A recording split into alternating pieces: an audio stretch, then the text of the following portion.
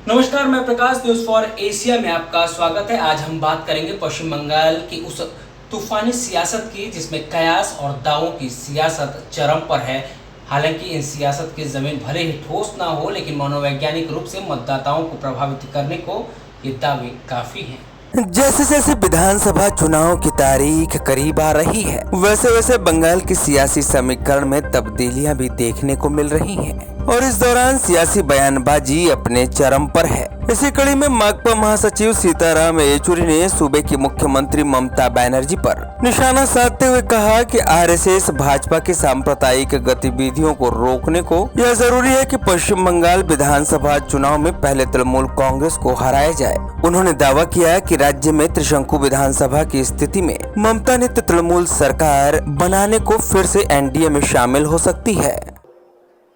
कितने बार पिछले 10 सालों में 15 सालों में कितने बार भाजपा के साथ समझौता कर चुकी थी, कितने बार केंद्र में मंत्री रही भाजपा की सरकारों में, कितने बार भाजपा के साथ मिलकर यहां पर चुनाव लड़ी और कितने बार भाजपा को यहां पर बंगाल में आने के लिए सहूलत किसने दिया, वो यही तृणमूल कांग्रेस ने दिया।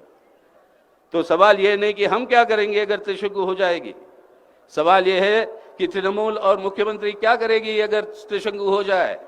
अपने कुर्सी संभालने के लिए, अपनी कुर्सी बचाने के लिए फिर दोबारा एक और बार भाजपा के साथ समझौता करेंगे तो आश्चर्य मत होना आप लोग, क्योंकि वही उनका चरित्र है, भाजपा के साथ समझौता का चरित्र, और वही जो है वो करने के लिए आज भी वो संभावना है।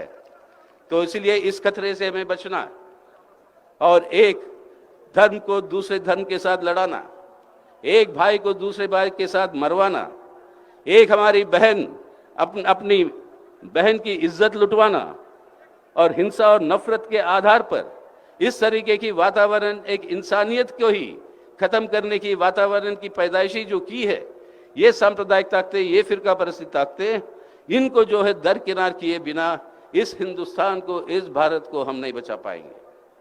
तो इसलिए आज हमें चाहिए नारा ये कि बंगाल के लिए ना लूटपाट का सरकार, ना जात पात का सरकार, बंगाल के लिए ना जूत पात का सरकार, ना जात पात का सरकार, हमें चाहिए बंगाल की आवाम का पुकार है जनहित की सरकार। जनहित की सरकार चाहिए हमें, ना लूटपाट का, ना आपके जात पात का। तो इसलिए ये नारा हम लगाएंगे। जनहित का मतलब क्या है? काम, जमीन, जिंदगी, इन सब की सुरक्षा, काम, जमीन, जिंदगी की सुरक्षा, वो है जनहित। तो इसलिए ये नारा हमें रखना चाहिए, ना लूटपाट की सरकार, ना जात पात की सरकार। माकपा महासचिव सीताराम येचुरी ने केंद्र की मोदी सरकार पर पीएम केयर्स फंड का दुरुपयोग करने का आरोप लगाते हुए कहा कि कोरोना संक्रमण के दौरान एकत्रित किए गए धनराशि को केंद्र की मोदी सरकार पश्चिम बंगाल चुनाव में मिसयूज कर रही है।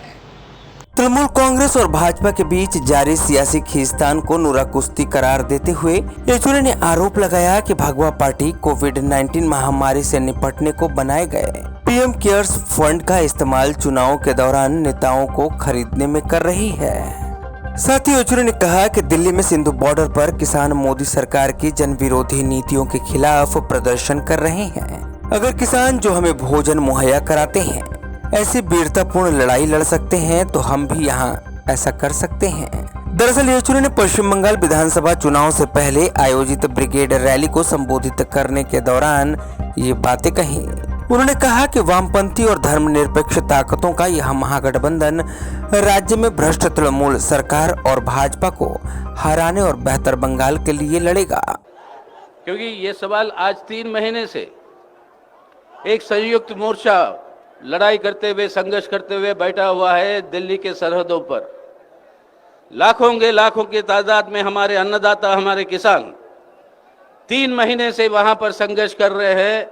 ये जो काले कानून लाए गए हैं कृषि व्यवस्था, उसको रद्द करने के लिए 250 से ज्यादा शहीद हो चुके हैं, लेकिन अपने किसान भाइयों को कोई नहीं रोक पाया।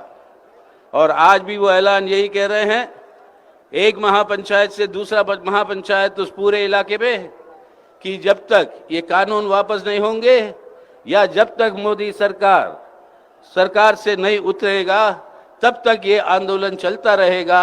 और हमारा अन्नदाता जो हमको जिंदा रखता है, अगर वो इतनी दृढ़ता के साथ वहां पे लड़ रहा है, तो बंगाल में एक और संयुक्त मोर्चा उभर कर पैदा हुआ, और ये है संयुक्त बंगाल मोर्चा, जो आज बंगाल की मुक्ति के लिए भाजपा से, इस सांप्रदायिक ताकतों से, और उनको यहाँ पे पनपने ना दें। अगर इसके लिए जरूरी है तृणमूल कांग्रेस को भी हटाना। वहीं वंशवाद की सियासत पर येचुरी ने अमित शाह को घेरते हुए उनके बेटे के बीसीसीआई सचिव बनाए जाने को लेकर भी जमकर निशाना साधा व सवाल उठाए। येचुरी ने भाजपा पर निशाना साधते हुए कहा कि भाजपा भ्रष्टाचार और वंशवाद की राजनीति की बात करती है। एक स्टेडियम नरेंद्र मोदी के नाम पर है। अमित शाह के बेटे क्रिकेट संघ के एक पदाधिकारी हैं। माकपा महासचिव ने आरोप लगाया कि राज्य में ममता बनर्जी प्रशासन युवाओं के साथ वही कर रहा है जो केंद्र की मोदी सरकार किसानों के खिलाफ कर रही है। हालांकि उन्होंने तो यहाँ तक कह दिया कि कई लोग मुझसे पूछते हैं कि त्रिशंकु विधानसभा की स्थिति में हम क्या करेंगे, लेकिन मैं कहता हूँ कि तृणमूल त्रिशंकु विधानसभा की स्थिति में भाजपा संग हो निकलेगी, क्योंकि इससे पहले भी तृणमूल 1998 से कई वर्षों तक राजग का हिस्सा रही है। खैर, न्यूज़ फॉर एशिया के इस विशेष कार्यक्रम में आज इतना ही। कल किसी दूसरी बड़ी सियासी खबर के साथ मैं हाजिर होऊंगा। मैं प्रकाश, तब तक ले दीजिए इजाजत। नमस्कार।